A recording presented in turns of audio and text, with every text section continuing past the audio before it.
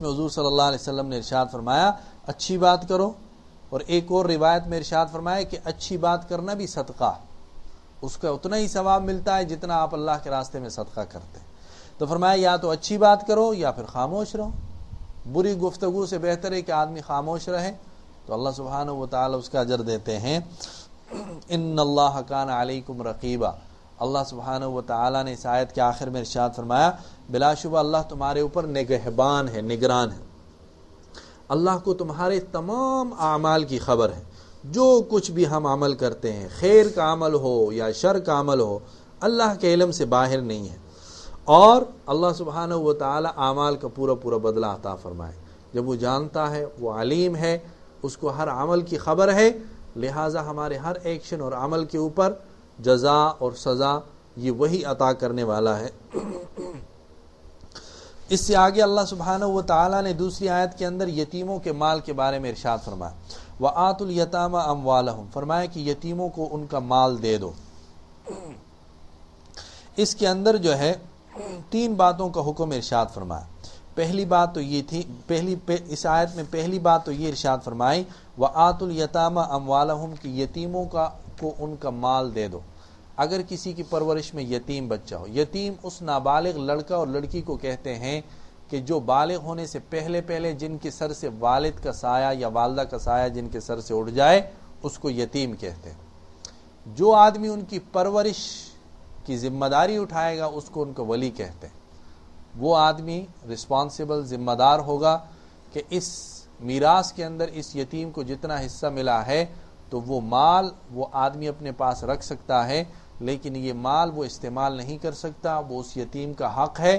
جب وہ یتیم بالغ ہو جائے گا تو اس آدمی کو چاہیے کہ یہ وہ مال اس آدمی کے حوالے کر دے۔ قبیلہ غطفان یا غطفان اس زمانے میں ایک قبیلہ تھا، حضور صلی اللہ علیہ وسلم کے زمانے میں۔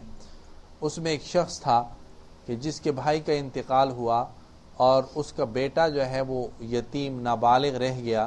وہ اپنے چچا کی پرورش میں آیا اور چچا نے اس کی پرورش کی، وہ مال اس کے پاس رہا۔ وہ بچہ جب بالغ ہوا تو اس نے اپنے چچا سے مال کا مطالبہ کیا کہ میرا حق دے دو، تو چچا نے انکار کر دیا دینے سے۔ تو دونوں حضور اقدس صلی اللہ علیہ وسلم کی خدمت میں آئے۔ اللہ سبحانہ و تعالی نے یہ آیت کریمہ نازل فرمائی۔ جب یہ آیت نازل ہوئی تو وہ جو چچا تھا اس نے فوراً اس یتیم کا مال اس کو واپس دے دیا، اس کا حق اس کو دے دیا۔ تو یہ آیت کریمہ کا شان نزول ہے۔ فرمایا وَآتُوا الْيَتَامَ أَمْوَالَهُمْ، یتیموں کو ان کا مال دے دو، ان سے روکو نہیں۔ اور یتیم کے مال کے بارے میں شریعت اسلامی کے اندر بہت سخت قوانین ہیں۔ اللہ سبحانہ و تعالی نے قرآن حکیم کے اندر بہت سارے احکام ارشاد فرمائے۔ ایک مقام پر اللہ سبحانہ و تعالی نے ارشاد فرمایا الذین یأکلون، جو یتیموں کا مال کھاتے ہیں انما یأکلون فی بطونہم نارا، وہ اپنے پیٹ کو جہنم کی آگ سے بھرتے ہیں۔ یتیم کے مال کھانے کی بڑی سخت وعیدیں جو ہیں وہ حدیث کے اندر بھی اور قرآن حکیم کے اندر بھی آئی ہیں۔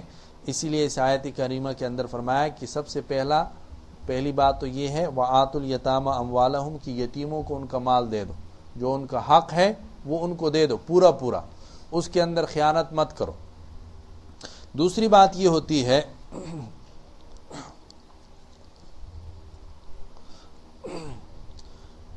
کہ اگر یتیم کا مال تمہارے پاس موجود ہے تو بسا اوقات جو ولی ہوتا ہے، وارث ہوتا ہے، وہ کیا کرتا ہے کہ وہ جو یتیم کا اچھا مال ہوتا ہے اس کو اپنے لیے یا اپنی اولاد کے لیے رکھ دیتا ہے، اور اپنا جو گھٹیا مال ہوتا ہے وہ یتیم کے نام پہ رجسٹر کر دیتا ہے۔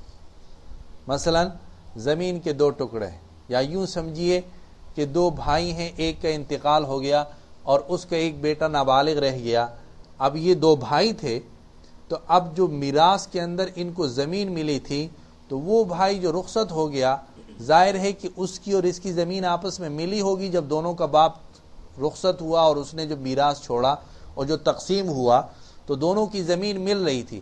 اب یہ جو بھائی گزر گیا ہے، انتقال کر چکا، اس کا ٹکڑا اچھا ہے، بہتر ہے، مثلا زرعی ہے، اور وہ جو زندہ ہے اس کا ٹکڑا جو ہے وہ بیکار ہے۔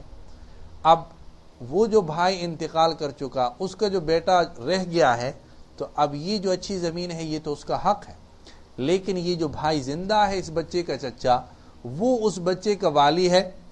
اب یہ بچہ جب بالغ ہوتا ہے تو بلوغت سے پہلے پہلے اکثر ایسے ہوتا ہے کہ یہ جو ولی ہوگا یہ اس بچے کی زمین کو اپنے نام پہ رجسٹرڈ کر دیتا ہے، اور اپنی جو بری زمین ہوتی ہے یہ اس بچے کے نام پہ رجسٹرڈ کر دیتا ہے۔ لہٰذا جب یہ مرے گا تو اس کی اولاد کو پھر اچھی زمین ملے گی۔ اللہ سبحانہ و تعالی نے اس خیانت کو بھی منع فرمایا کہ جو یتیم کا جیسا مال ہے، اچھا ہے یا برا ہے، اس کا حق اسی طرح اس کو دے دو، اس میں سے کسی قسم کی تبدیلی مت کرو۔ جو مال اس کے والد نے اس کے لیے چھوڑا ہے، جو حصہ اس کو میراث کے اندر ملا ہے، اور جتنا ملا ہے وہ مکمل اور اسی طرح اس کو دے دو، اس کے اندر تبدیلی مت کرو۔ یہی اللہ نے فرمایا وَلَا تَتَبَدَّلُوا الْخَبِيثَ بِالطَّيِّبِ، کہ اور ان کے مال کو مت بدلو، برے مال کو اچھے مال سے، برے مال کو اچھے مال سے۔ ایک تفسیر تو یہ ہے۔ دوسری تفسیر یہاں پر یہ کرتے ہیں علماء، وہ کہتے ہیں کہ جو اپنا مال ہے وہ تو آپ کے لیے حلال ہے، اور جو چیز حلال ہوتی ہے تو وہ اچھی ہوتی ہے۔ تو فرمایا کہ جب آپ اپنے مال کے ساتھ یتیم کے مال کو بھی کھانا شروع کر دیتے ہو تو تمہارا مال جو تمہارے لیے حلال تھا اس کو تم نے اپنے لیے حرام کر دیا، اور خبیث کے معنی گندگی ہوتے ہیں، تو اپنے حلال اور اچھے مال کو تم نے خود گندا اور خبیث کر دیا، اپنے لیے اس کو اپنے لیے اپنے حق کے اندر برا کر دیا۔ تو یہ دوسری تفسیر ہے اس آیت کی۔ فرمایا کہ دوسرا یتیم کے مال کے بارے میں میں نے عرض کیا تھا کہ اس آیت میں 3 حق ہیں۔ ایک حق تو یہ ہے کہ یتیم کو ان کا مال دے دو جیسا، دوسرا یہ ہے وَلَا تَتَبَدَّلُوا الْخَبِيثَ بِالطَّيِّبِ، کہ اچھے کو برے کے ساتھ مکس مت کرو، وَلَا تَأْكُلُوا أَمْوَالَهُمْ إِلَىٰ أَمْوَالِكُمْ، یہ تیسرا۔